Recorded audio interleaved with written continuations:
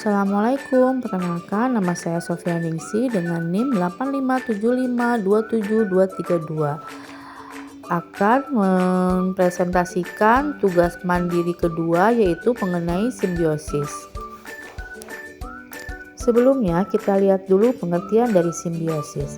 Simbiosis adalah interaksi biologis jangka panjang antara dua organisme yang berbeda jenis yang dapat saling menguntungkan, merugikan, atau tidak mempengaruhi satu sama lain. Istilah ini berasal dari bahasa Yunani yaitu sim yang berarti dengan dan biosis yang berarti kehidupan. Sekarang mari kita bahas macam-macam simbiosis. Yang pertama yaitu simbiosis komensalisme, yaitu hubungan antara dua makhluk hidup di mana salah satu diuntungkan dan yang salah satu tidak dirugikan.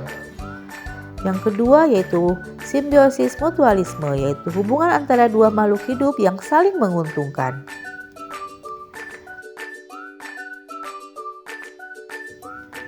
Yang ketiga adalah simbiosis parasitisme, yaitu hubungan antara dua makhluk hidup di mana salah satu diuntungkan sedangkan yang lain dirugikan.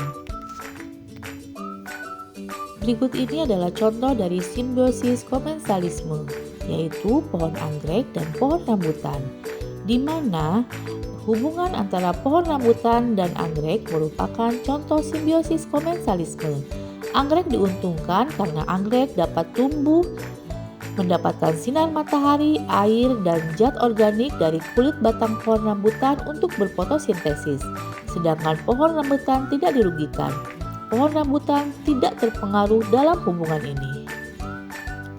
Contoh yang kedua adalah pohon mangga dan pohon tanduk rusa, di mana pohon mangga tidak terpengaruh dengan adanya pohon tanduk rusa yang tumbuh pada batangnya.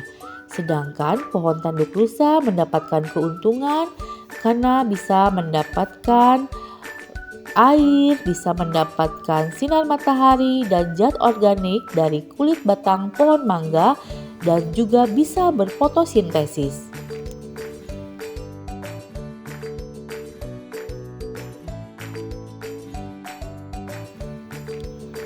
Contoh simbiosis mutualisme yaitu kerbau dan juga burung jalak. Dalam simbiosis mutualisme kerbau dan burung jalak, keduanya mendapatkan keuntungan karena burung jalak memakan kutu yang hidup di tubuh kerbau sehingga burung jalak mendapatkan asupan makanan, sedangkan kerbau diuntungkan karena kutunya berkurang dimakan oleh burung jalak. Contoh kedua simbiosis mutualisme yaitu antara kupu-kupu dan juga bunga. Dalam simbiosis mutualisme, kupu-kupu mendapatkan keuntungan dari bunga berupa nektar dan madu sebagai makanan, sedangkan bunga mendapatkan keuntungan karena dibantu penyerbukannya oleh kupu-kupu. Contoh simbiosis parasitisme antara kucing dan juga kutu. Kutu mendapatkan keuntungan yaitu tempat tinggal dan juga makanan.